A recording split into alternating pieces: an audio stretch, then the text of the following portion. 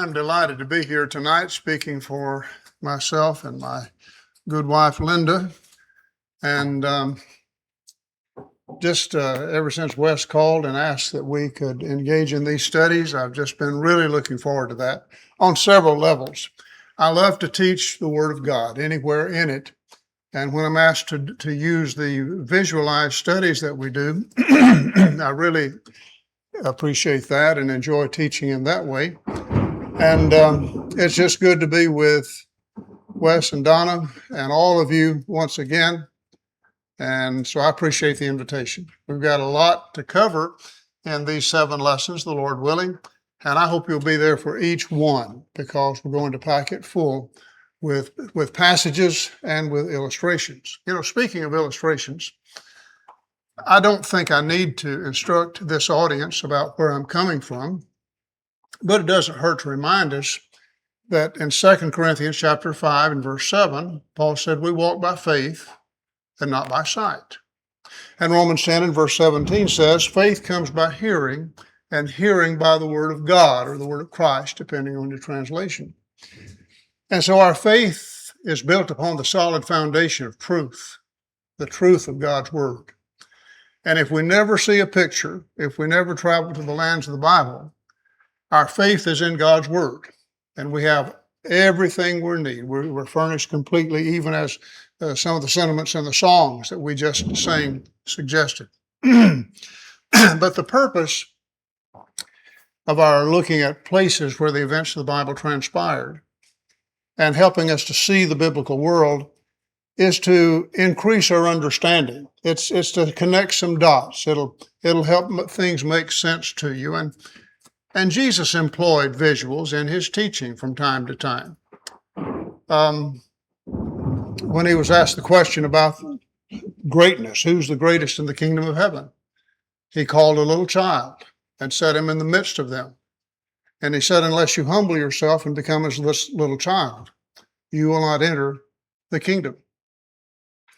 Capernaum, which was one of the cities where Jesus did most of his mighty works, was a place where they manufactured grindstones, millstones. And it's right on the Sea of Galilee. And it was on that occasion that Jesus made this statement. He said, it would be better for you that a millstone were hanged about your neck and you were cast into the depth of the sea, rather than cause one of these little ones that believe on me to stumble. Millstones were in abundance there. Even as you go today, you can see those, and it's right on the shore. He had the visuals that he needed. And when he's telling his disciples, you have a Father in heaven that cares about you, and he was outdoors in that well-known Sermon on the Mount. Behold, the birds of the air. They sow not, neither do they reap. Neither do they gather into barns, but your Father cares for them. And it was the time of year that he could talk about the beautiful grass that was clothed with the lilies of the field. And they could see that. And he said, Solomon in all his glory was not arrayed like one of these. If God doth so clothe the grass, which today is and tomorrow is cast into the oven, shall he not more clothe you, O ye of little faith? And so Jesus knows that we're visual learners, and there'd be times, though you don't have electronics and you don't have a PowerPoint, that he'd be pointing to objects to help people visualize the truths that he was teaching. And so we have certainly precedent for using visuals to teach spiritual truths. Most everybody in here knows of the recent passing of our brother Sewell Hall. He was a real encourager of the kind of thing that you'll see that we're doing tonight. And he said, what you're doing puts me in mind of there in Genesis 45, when the sons of Jacob came back from Egypt, and they said, you'll never believe what's happened. Joseph has been made ruler over all Egypt. He's still alive. And he's wanting all of us to move from southern Canaan to Egypt. Well, that was more than he could take in. He believed all these years his son was dead. He just couldn't process it all. And you know what the next verse says? It says, when he saw the wagons, he said, my son Joseph still lives. I will see him before I die. It was visualizing something. They could talk about his being alive, but when he saw the wagons. And anyway, what I was going to tell you about Brother Hall, he said, to me, what you're doing is like Jacob seeing the wagons. It's not that you have to see the places to believe it, but it helps you to visualize it. It enhances your understanding. It helps you to see that these are real places.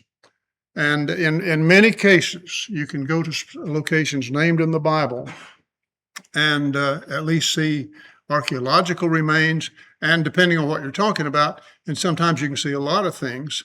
The Sea of Galilee is the same Sea of Galilee, and I've seen the sunrise there a lot of times, and that's the scene the Lord and his disciples, when they ministered in Galilee, would see that as they would rise early in the morning.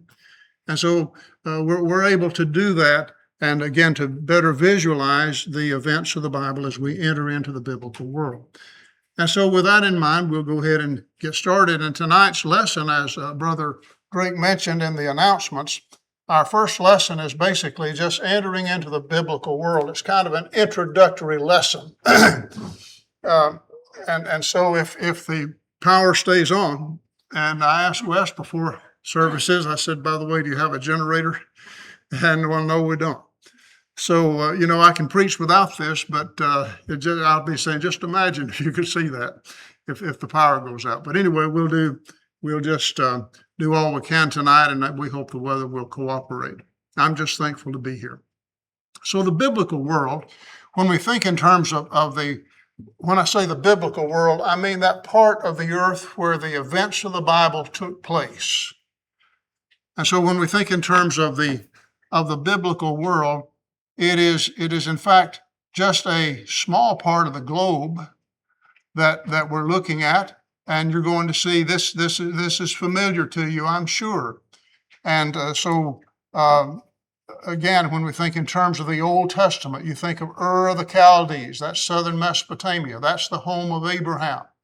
And he's going to, at God's command, leave there and get as far as Haran, and he's going to stay there a while. He'll dwell there. And when he leaves there, in Genesis 12, he leaves family behind, and he'll come right on down here to Canaan's land, and he'll be there in Genesis chapter 12, in verse 6. The text says he arrives at Shechem, and the Canaanite is then in the land. We'll be talking about those things. You recognize Goshen here, the delta area of Egypt. That's where Israel would become a great nation. And in the Old Testament time, this is an Old Testament map. You have the Hittite Empire, a lot of reference to the Hittites there. Hattushas, right there, we'll take you there. That is the capital of the ancient Hittite Empire. Now, in the New Testament, all of this that I'm just showing you right here, can you see the cursor on that? Is that the laser? Is that showing up all right? And of course, that's going to be the scene of Paul's journeys. First journey, second journey over here, crossing the Aegean. Then I meant to say the third journey here. So again, we're looking at kind of an overview of the biblical world, a close-up of the land of the patriarchs there. And again, what's good about this particular map in the pink, that's showing the emphasis of the area under consideration in the Old Testament. And then a focus shifting there to Asia Minor, and really these provinces of Asia, Peter mentions them in 1 Peter chapter 1. And on the way over, Linda just mentioned all five of them. She's showing out. And she said Pontus, Galatia, Cappadocia, Asia, and Bithynia. And that's right. She got all of them in order. That's all of here. So that's New Testament, 1 Peter 1 and 1 Peter 2 addressed to the same brethren there. So you see, you can read Peter and get some things out of it, but if you say, okay, now these Christians, you're saying they were scattered all over this area here, 5 Roman provinces received that letter, that's right. And he's talking to them about imminent persecution. So churches of Macedonia, remember that, and of Achaia or Greece, and of course Paul will end up in the book of Acts, last of all, as the book concludes, in Rome, but there's more preaching after that, as we shall see as we progress in our studies. So again, we're not going to just make it a map study, but it's good to see these places on a map there. Now, when it comes to Israel itself, well, we've been showing you the big picture, from east to west, north and south. But when it comes to the land of Israel, as it later will be called the land of Israel, from Dan to the north to Beersheba to the south. You remember those passages that talk about all Israel from Dan to Beersheba, and that Hebrew expression means the totality of the land. Well, it's just 150 miles. Now, you and I, in terms of thinking 150 miles, what are you looking at? I mean, ordinarily, good roads and all, you're looking at the most, 3-hour drive or less. If you're on the interstate and don't have some kind of a jam, which is unlikely these days. But 150, we don't think of that being very far today, and it's not. And yet, the ministry of Christ takes place here, and so much of the Old Testament events, so many of those take place right here in that spot of land. And there's hardly a day goes by today but what this tiny spot of land is in the news. It still continues to get a lot of attention. Now, the land itself is called the land of Canaan. Canaan was a person's name. And so we know where the name for the land came from. It's like oftentimes today a place will be named after the person or the family name of the person who settled there. And so Canaan is, we learn from Genesis chapter 10, is actually a son of Ham, and Canaan was a grandson of Noah. Now, Canaan does not refer to both sides of the river. Canaan refers to the west side of the land, and that's going to turn out to be the promised land. God did not promise the land on the eastern side, although they did acquire it. But they acquired it because Sihon, king of the Amorites, and then Og, king of Bashan, that whole Transjordan territory, both those kings attacked in that order. God gave Israel victory. And it turns out that 2.5 tribes will ask permission, and it's granted for them to settle on that side, the Gilead side. But that's not part of the land of Canaan. That's not part of the promised land. You remember Moses was on that eastern side, and he ascended Mount Nebo, and he got to see the promised land, but he was on that eastern side that was conquered, but that wasn't part of the promised land. So not that, just for the sake of accuracy, to understand that. It's also called the land of Israel because, well, Jacob's name was changed to Israel, and his descendants occupied the land, and therefore it's called the land of Israel. It's also, you have, by New Testament times, the word Palestine is used. That's actually comes about in Roman times, and the word Palestine is a derivative of the word Philistine. And so the word Palestine, unlike Canaan, Palestine did refer to both sides of the Jordan River. But I was talking a while ago about, pretty well every night you're hearing something about Israel. And there's a reason for that. Israel is in a very strategic location. You know, in Ezekiel chapter 5 and verse 5, God made the point, I have set you in the midst of the nations. God could have put his people anywhere, but what he did was to put them on a narrow bridge that connects 3 continents, and that is the continents of Africa and Asia and Europe. This is the land bridge that connects 3 continents. And so God placed them in such a way that they could be a light for the nations, and that this would be something that would be where they could disseminate knowledge of the true God. But of course, the people actually, as it turned out, failed in that great responsibility and privilege that they had.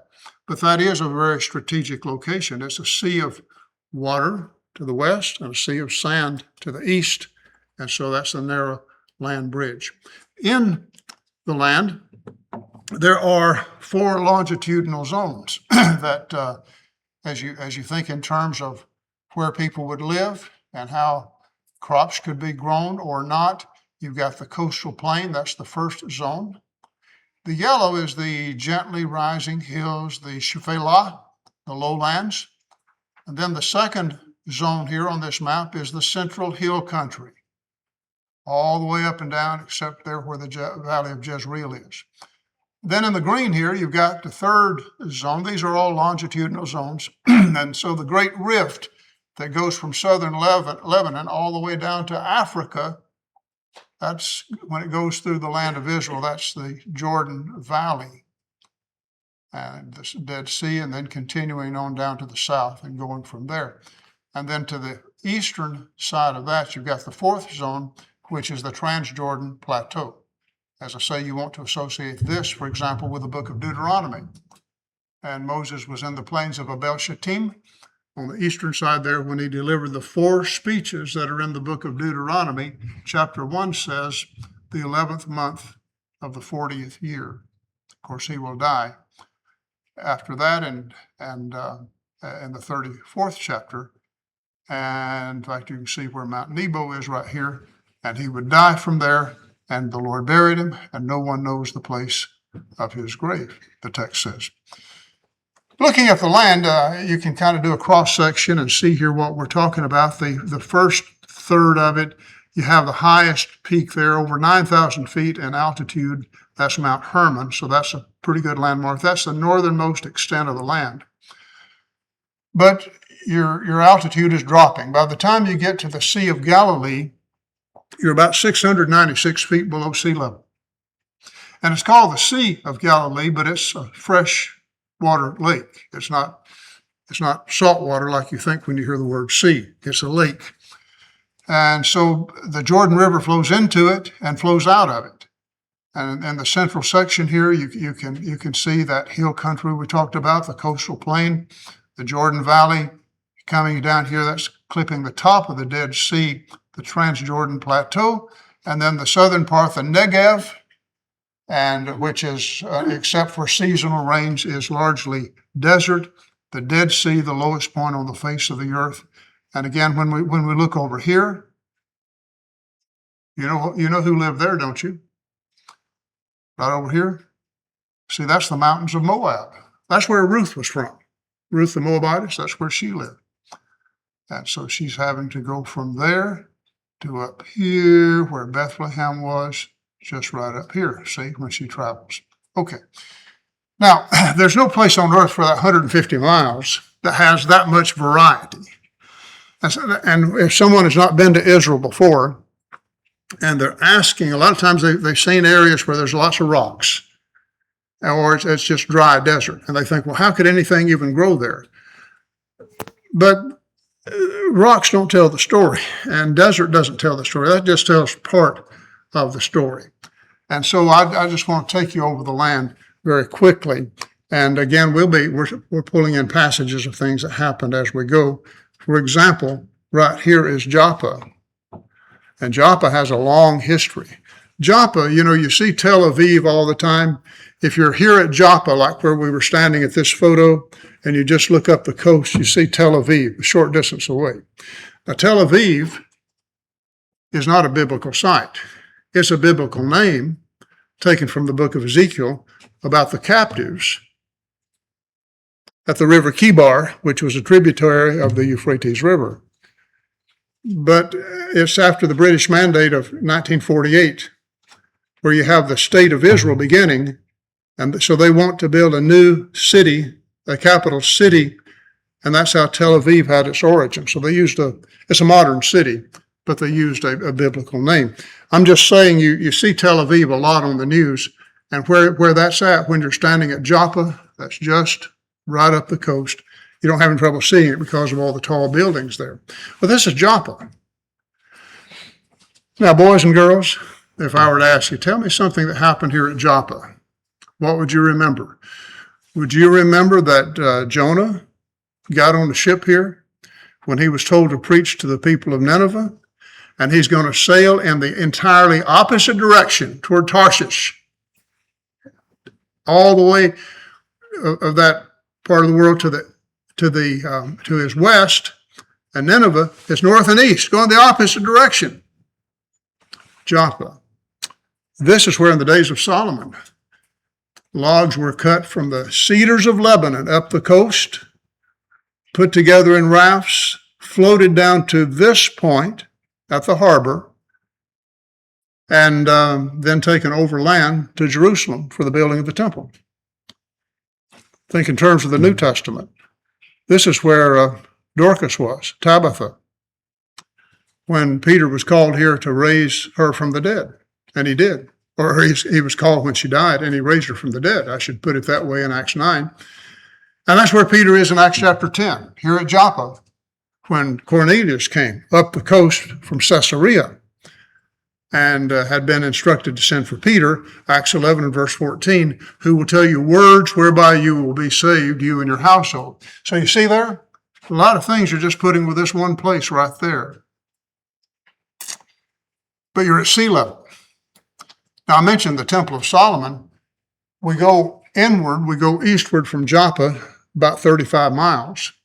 And already you've gone from sea level to 2,550 feet above sea level, because we're in that central hill country we were talking about, that second longitudinal zone.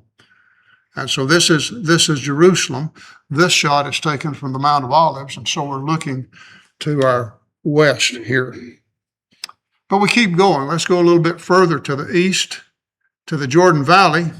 And what we do here is to run into Jericho. In Deuteronomy chapter 34, Jericho there is called the city of palm trees. And there's still palm trees there today. This is Jericho. By the way, in the distance over here, remember where I was showing you on a map a while ago? You're looking across the Jordan Valley, and those are the mountains of Moab you're seeing way over there. See that?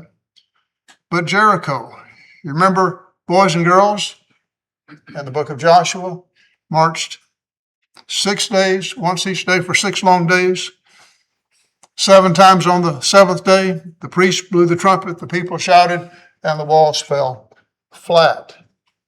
Actually, I was standing on the ancient tell, the remains of Jericho, when I took this photo looking to the east. But see, here at this point, we have descended. I said Jerusalem was 2,550 feet above sea level. When you go to Jericho, you're about another 15 miles from Jerusalem. And as you go, your ears will be popping, because you're going from well above sea level to below sea level. And at Jericho, you're 800 feet below sea level. But you've only gone about 15 miles as the crow flies. And here at Jericho, it's warm year-round. It's like tropical conditions, and they grow stuff there. I mean, I've eaten bananas there, oranges, nuts. They grow dates, figs. They grow everything here. It's very, very fertile in this area. But we move on down to our south from here just a little bit, and we get to this point here, which is the Dead Sea.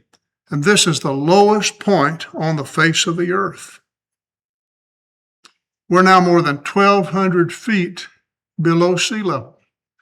And the depth of this water at the northern part of the Dead Sea is another 1,200 feet down to the bottom. Lowest point on the face of the earth right there.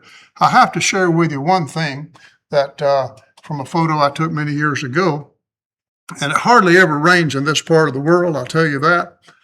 But one time I was there right after a storm, and I captured this rainbow.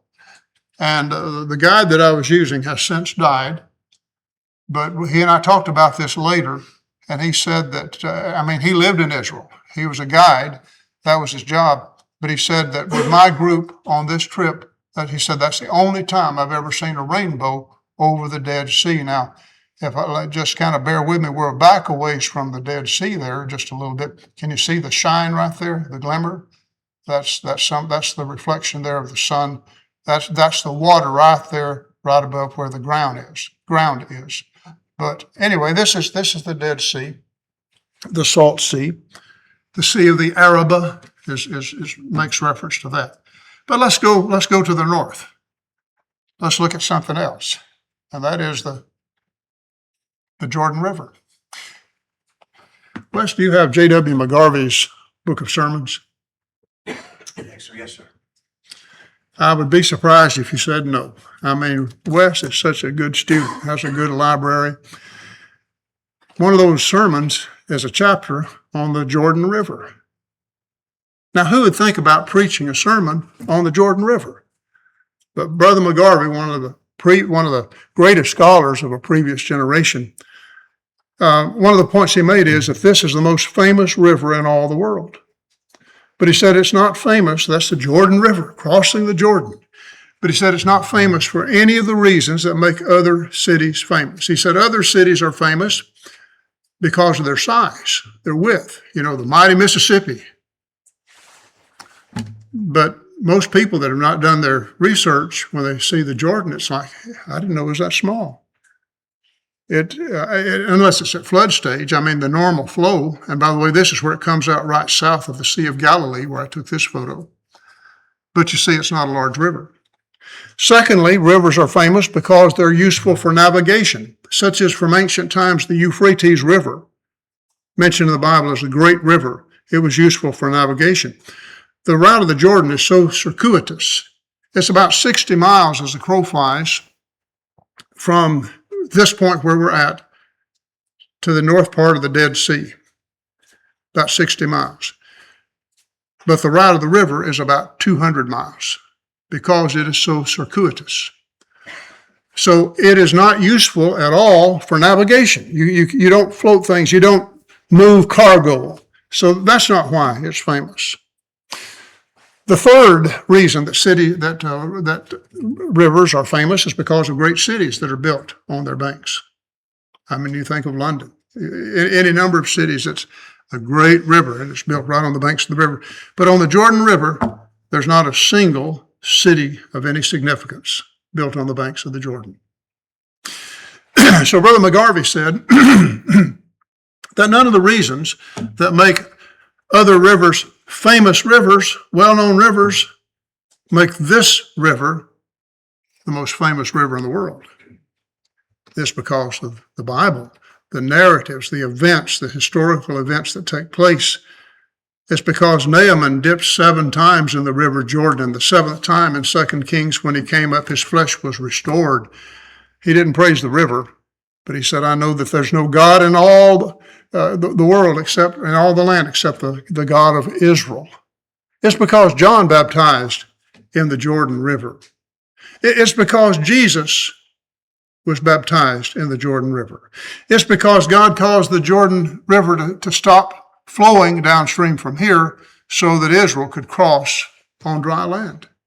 It's the events in the Bible that make this the most well-known river in the world. Well, let's see what else we can say about the biblical world. I showed this photo just for the first time this past Wednesday night, and I'll tell you where we were. This is the Sea of Galilee, and I have lots of photos of the Sea of Galilee. But where we're at is, we're studying currently at Hansville in the life of Christ. And we're largely in harmony of the Gospels using the Mauldin book, so we would see Jesus. And as the manual does, we're largely following the Gospel of Mark and pulling in other passages as they fit in. But Mark tells us, and the synoptics do, that Jesus dwelt in Capernaum. He made that his home during the Galilean ministry. And it talks about his preaching in the synagogue. And it talks about Peter's house being there, and his mother-in-law was sick of a fever, and Jesus going into the house. And so where we are here, if we were just to turn around, you can see the remains of that synagogue. And then 84 feet to the south of the synagogue is a house that has history dating back, as I understand it, to the 1st century, where Christians met there, and the good tradition. I mean, there's good history and there's bad history, or lack thereof. But the indication is that this is that house. A lot of arguments made for it. A lot of scholars accept that. But be that as it may, it tells us in Mark chapter 2 that after Jesus was in the house and healed the lame man, and so many people were there that they couldn't even get to the door, they had to, lower him down. But after that teaching and after that healing, it says Jesus left the house and went to the shore of the Sea of Galilee. If you're open there, Wes, I think that's about verse 13. I don't happen to be open there right now in Mark chapter 2. Am I pretty close? Yes, sir. Okay. Is it verse 13? Yes, sir, it is. Okay, good. So the reason I'm showing you this is synagogue, a house that's very likely the house, but certainly this is just south of the synagogue. And here Jesus would have been right here or somewhere right along close to where we are as he stepped from that location to the Sea of Galilee. And you can see to the other side. You're seeing to the Decapolis side. It talks about people in the Decapolis following Jesus, and this is that. And also, it's the southern part of the Golan Heights. You've heard of the Golan Heights, and so you're seeing a portion of it here as you look across. So you see, it's not all rocks and it's not all dry. There's so much variety in the land. And one scene that I have seen a number of times and been privileged to do that is the rising of the sea. You see fishermen even now fish at night. And this fishing boat is coming in. There's a harbor to our left of where I'm standing here. And so with the rising of the sun, again, this would be much like it would be just in the days of Christ. Same sea, the same view of the setting, the rising of the sun, and ships that are fishing. But I mentioned to the northern part, most part of the land, you've got Mount Hermon. And so here you have snow-capped peaks much of the year, not all the time. I've been there without snow. I've been there with snow. The significance of this location, though, is twofold. One is when Jesus came to the coast of Caesarea Philippi is built right at the base of Mount Hermon. So that's where that conversation took place. Upon this rock, I will build my church. And it's also right after that, it says that Jesus took his disciples and took Peter, James, and John into a high mountain and was transfigured before them. And the mountains of the hill country are pretty well relatively the same. Upper 2,000, 3,000, but a high mountain. The word high is a modifier.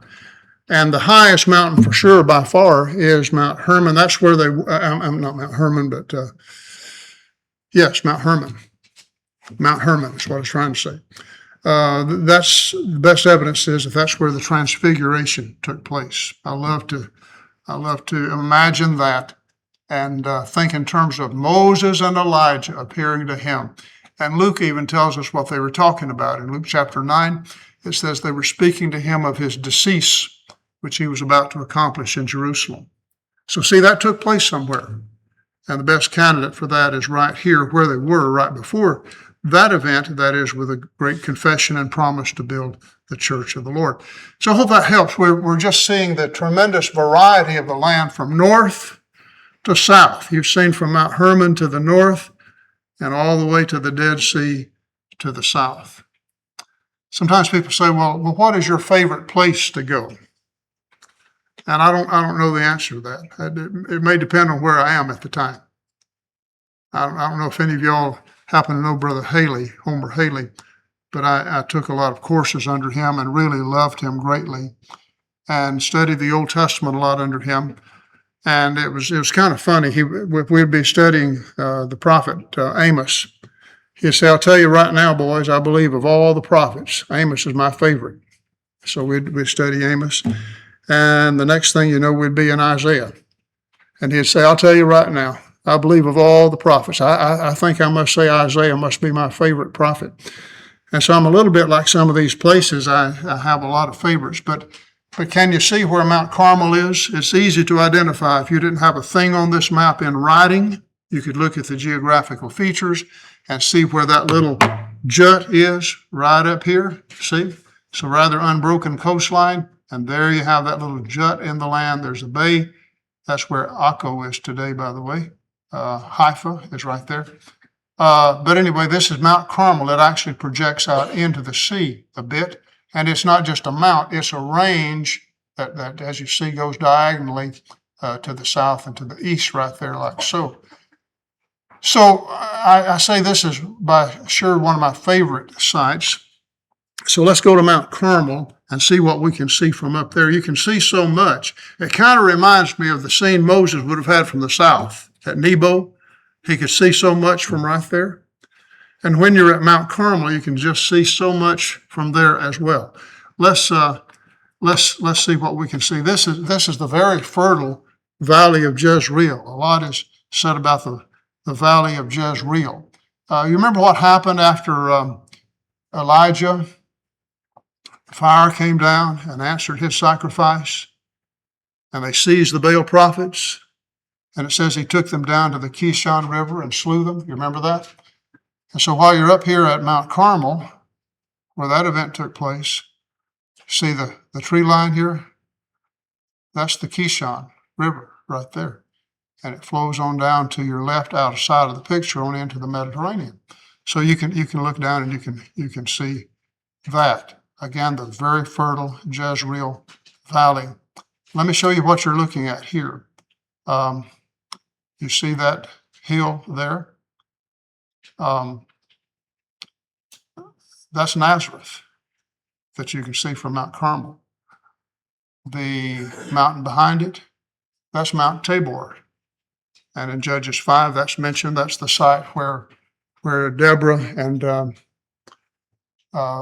Barak lead the Israelites with a battle against Sisera and the Canaanite forces. This right here, we're just going clockwise. See that mountain there? That's mentioned in Judges 6, 7, and 8. This is where the Midianites, the text says, were encamped in the valley on the north side. 135,000 Midianites were camped. This is the north side in the valley right there. When Gideon and his 300, every man stood in their place, and the Lord caused a great rout among the people. What you're seeing here, we're just looking clockwise. There's a pass here that goes all the way over to the land of Gilead. Do you remember Jehu? He drives furiously. He came from defending Ramoth Gilead. Ramoth Gilead on the Gilead side used this pass and came right around on this side, and Jezreel is right up here on the slope. That's Mount Gilboa there, a closer shot of Mount Gilboa. Now, we haven't moved. See what I'm saying? We're standing at Mount Carmel. We're just looking around. We're seeing all these passages that talk about Bible events, and this is where this, and the other happened. Mount Gilboa, remember what happened there? That's where Saul, Jonathan, and 2 other sons, and the Israelite army, that's where they were slain, at Mount Gilboa. But there's something else that I will tell my groups when we're there, and that is look down a little bit here. Look closer down where we are. And do you see that is a tel right there? The word tel, T-E-L, sometimes double L, is an Arabic word, and it means mound, but not just any mound. It means a mound that is there where there was civilization, not a natural hill, but a place where there was a city. And this one right here, the name of that is Yokneam. Now, if somebody says, where did you go today? What did you see in Israel? And I would say, tell Yokneam. What? Where's that? And yet, this right here is a very important city in Old Testament times. The Via Maris, the main international route that went from Egypt all the way through Syria and into upper Mesopotamia, passed right through here. Because you're at Mount Carmel, you can't just go uninterruptedly, so it makes a turn right here at this juncture, makes a right-hand turn. But more important than that, in the book of Joshua, the 11th chapter, it's going to name 31 cities. These are city-states that were taken by Joshua. Yokneam, verse 22, is one of those. And so all these cities, 31 kings, all of these are cities of great significance. And so while you're there, you look down, and that makes Joshua chapter 11 come to light. Do you like to study the book of Joshua? I had surgery some years ago, and I don't know how you are when you come up out of anesthesia. But I was awakening from a knee surgery. And I opened my eyes, and there was a male nurse standing beside me. And the first thing that came out of my mouth, I said, I love to study the book of Joshua. And I said, especially the 13th chapter. Now, I don't know where that part came from. But I thought, there are worse things to say when you come out of surgery, I suppose. But in Joshua chapter 11, see, here's what I'm telling you. And I don't feel like I have to belabor the point. But what kind of student do you want to be? Do you want to be the kind of student that you read a passage, you read some names of places, and it means nothing to you? Or with some study and some research, Yokneam. Yes, I know why Joshua took that. That was not a little village. That was an important city, a city-state. And it was at a very strategic location on the main travel there. And you can see it at the base of Mount Carmel. So it doesn't hurt to know that. It helps for things to make sense. But we're still not done. Let's see, does this first session go to about 10:30, Wes? I'm sort of kidding you. I'm going to pick up the pace. I told you I love doing this. But we haven't left Mount Carmel yet. And you know what we're doing? We're still turning clockwise, standing in the same position. I'm showing you what you can see. And now you're looking here and here at the central hill country of Samaria. See, this is why, since most of the Israelites in the Old Testament time lived here, this is why the Aramaeans, when they were defeated, the Syrians, they said their gods are gods of the hills. If we can get them down in the valley, we'll defeat them. God sent another prophet, told Ahab, get your army ready. There'll be another valley. I'll let the Syrians know that I'm the God of the valleys also. Aren't you thankful that God is the God of the hills, but He's also the God of the valleys? He's the God of all the earth. Okay, let's complete our turn. And in the back here, I told you the mountain projects into the Mediterranean Sea, and so you are seeing the sea. Now, we've seen all that standing in one place. All those passages come to light by doing that. Well, let's see what else we can do. What does it mean to you in Amos chapter 5 and verse 7? When Amos says, you who turn justice into wormwood. Now, I read that passage for years, and I didn't know what wormwood was. I had the idea it's something bitter, but I didn't know what wormwood was. But this is wormwood. It's not a tree as such. It's kind of a shrub, kind of a bush. And it bears these little pods, but it's just as bitter as it can be. And Amos says this is something that you should delight in, but you've turned it into something distasteful that you don't want, something that's like so bitter you could not swallow it. That's wormwood. And so again, when you come to those passages that mention wormwood, and there are several of them in the Bible, it doesn't hurt to know what that means. The acacia tree, the boards of the tabernacle were made from that. And I've always regretted, there was a family there when I stopped here. This was a photo in the Sinaitic Peninsula I took in 2003. There's a family here. There's a car parked under there. And I'm real bad about wanting everybody to get out of my pictures. I don't want any distraction. I just wanted to have the place. But Linda has told me before, if you have some people in there from time to time, it gives you a sense of scale, a sense of ratio. And see, you can't really tell how big this tree is because you don't have anything to compare it to, but it's big. And I remember standing up under it and thinking of various cuts you could make for logs to come out of this. It's the largest acacia tree that I've seen. Reference is made to the date palm, and my kids think it's kind of corny, but I tell them that I have lots of dates when I go to Israel. You remember Amos? I mentioned him a while ago. Amos said that he was a tender of sheep, he was a shepherd, and he was a tender of sycamore trees. And the New American Standard says sycamore fruit. We have sycamore trees in Alabama, but that's not the biblical sycamore. The biblical sycamore is a tree that bore figs. Not the best, but they were eaten by the poor people of the land. Amos says, that's what I worked with. I worked with in the fig production and in the shepherding business. And the Lord said to me, you go up and you preach. And he said, now hear the word of the Lord. So again, this is what we need to see. Not an Alabama sycamore tree. So many passages talk about the olives and the pomegranates and the fruit of the vine, the grapes, Well, that's some of the flora. Let's consider some of the fauna of the land. In Numbers 23 and verse 22, Balaam, the Spirit of God took over, and instead of cursing Israel, he's blessing Israel, and he says the strength of Israel is like that of the wild ox.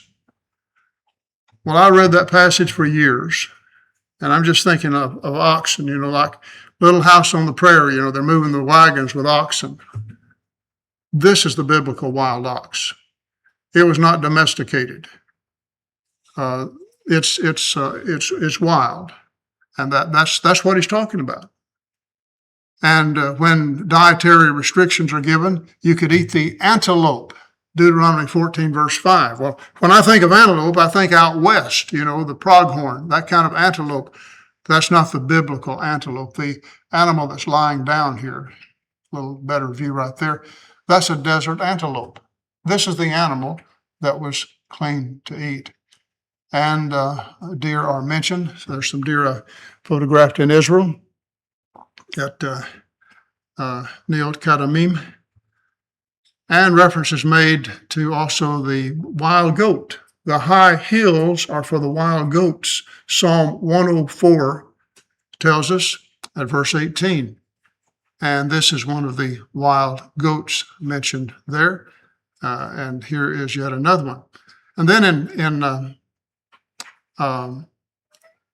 also in Psalm 104 and verse 18, reference is made to the rock badgers. The Hebrew word there, I think it's just brought over by the New American Standard. I think that's the one just transliterates it, Shephanim.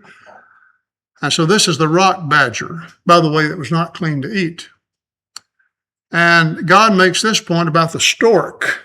In Jeremiah 8, verse 17, he says, the stork in the heavens knows her appointed times. In other words, the migration habits. He says they're right on time with that, but he said, my people do not know the statutes of the Lord. So the migratory flight that takes them from Africa to what is today Turkey, and by the way, they don't go across the Mediterranean, they travel over the land bridge so they can stop for water and then continue in their flight. And so it's just like clockwork. Well, the ostrich is mentioned in the Bible. In Job 39, verse 17, Job says, because God deprived her of wisdom and did not endow her with understanding, but he says she sure is fast. She can sure run fast, but doesn't have much in the way of brains. Reference is made often to the camels in the Bible. And then the domesticated donkey, Jesus, remember, riding in Jerusalem on a donkey, but also the wild donkey that you're seeing right here, mentioned in Job 39 and verse 5. Jesus will separate the goats on the left hand from the sheep on the right hand. Psalm 50 says, the cattle on 1,000 hills are mine. Well, kind of breeze through just a few other things and we'll wrap this up. Israel has some neighbors. You got Mesopotamia, the great Mesopotamian valley, which is defined by two rivers. One is the Tigris River, right here, and the other is the Euphrates River, the much larger of the two. Here's another view at another location of the Tigris River, one of my favorites. But this made up the Fertile Crescent, which reaches on past the Orontes River and down into the land of Israel. Then to the southeast, you've got the Arabian Desert, but it's not all desert. And in New Testament times, in Roman times, Arabia was a Roman province, and the capital was Petra. And so here is Petra. Again, think in terms of Arabia, New Testament times. Sinaitic Peninsula, where Israel would wander for those 40 years. Egypt, where they came into being as a nation. This is at Memphis, which is the great capital for so many years. And of course, Egypt is known for its pyramids. This is the oldest in the world. That's the Step Pyramid. These are the Great Pyramids that date back to the 4th dynasty. This is the Great Sphinx built by Pharaoh Khephren, the Nile River, And then to the north, we've completed our going around clockwise. You've got, again, the land of the Hittites, and then in the New Testament, the area of much of Paul's preaching. The Hittites, the power is especially concentrated here at Hattusis, and the Halys River, kind of circling around like that, kind of defines especially what was the center of power for the Hittite Empire. This is a photograph of the Halys River, and at Hattusis, this is the great temple. Now, I want you to bear in mind that for many years, this was a lost civilization. And right up to, I forget the year, around 1900 or so, skeptics would say, no such place, no such people, just fiction. But with the discovery of the land of the Hittites and excavation and literally thousands of Hittite tablets, it's possible today to do doctoral studies in Hittite history. And so there's so much available now. Paul said, I preach the gospel everywhere from Jerusalem to Illyricum. I'm ready to preach to those of you in Rome also. And so that'll be as we continue on and we get to Sunday's lessons. One last point that I want to make is to bear in mind the pervasiveness of idolatry in the biblical world, Old and New Testament. So much is said about Baal worship, and he goes by different names. Hadad, Ben-Hadad, son of the god Hadad, the storm god. He controls the rain, which is why God sent Elijah, the prophet, to say in 1 Kings 17, there won't be any rain except at my word. And for 3.5 years, it did not rain. God showed it was he and not Baal that controlled the rain. In Egypt, where Israel was birthed into a nation, idolatry everywhere. At the mortuary temple of Hatshepsut, this is the goddess Hathor, the sacred bull, an icon of that. He was a living sacred bull that was worshipped. Bes, Horus, the deification, represented the deification of Pharaoh, which is why here at Kephren, at his statue, you'll see the falcon on his shoulder there. That's representing the deification of Pharaoh. The colossi of Ammon guarding the temple and the entrance to the Valley of the Queens at Thebes. There were 2 of these and still are. But even in Israel, this is at Hazor. This cultic site is where pagan worship took place. Now, at Dan, this is where Jeroboam placed the golden calves, and this is the altar where sacrifices were offered right there. Assos, mentioned in Acts 20, the temple of Athena is here. I'm going to show you these knuckle bones. These were used in playing games and also in the casting of lots. Typical writing in the Old Testament period is Akkadian cuneiform. This is one of the Amarna tablets right here, very famous and important for biblical studies. The Gezer tablet is the oldest example of Hebrew script, which is talking about the calendar year and things that were sown. Here, I'm coming to my last slides. The oldest fragment of scripture is right here. This is how it looked before it was unrolled. It was worn by someone as an amulet. And it was found in a burial site in this tomb right here in Jerusalem, inside that tomb. And so scholars unroll that. And on this silver fragment is the priestly prayer of Numbers chapter 6. The Lord bless you and keep you. The Lord make his face to shine upon you and be gracious to you. The Lord lift up his countenance upon you and give you peace. Well, that's the lesson tonight. As we have introduced ourselves to the biblical world in it, looking at the setting and just as much as we could, some samples that of passages and events and flora and fauna and all of that help us maybe to see better the biblical world. That's the lesson tonight. I wonder tonight if there is someone who has not yet rendered obedience to the gospel, because that's the ultimate aim of all these studies and of all preaching, that we would respond to heaven's invitation, because The Bible is telling one grand story. It's God's plan to save men through Jesus Christ. And as we study the Bible, that's what we're giving attention to. And we've just sort of introduced it tonight, but I'll tell you up front, that's what all this is about. And so, again, you have that opportunity. We'll present, the Lord willing, at each time we want to make that opportunity available. And so if there's even one tonight that needs to respond to heaven's invitation, we would be happy to help you in any way and rejoice with you as you repent of your sins and confess your faith to be baptized into Christ, or in any way we can help you spiritually be a benefit to you as together we stand and sing.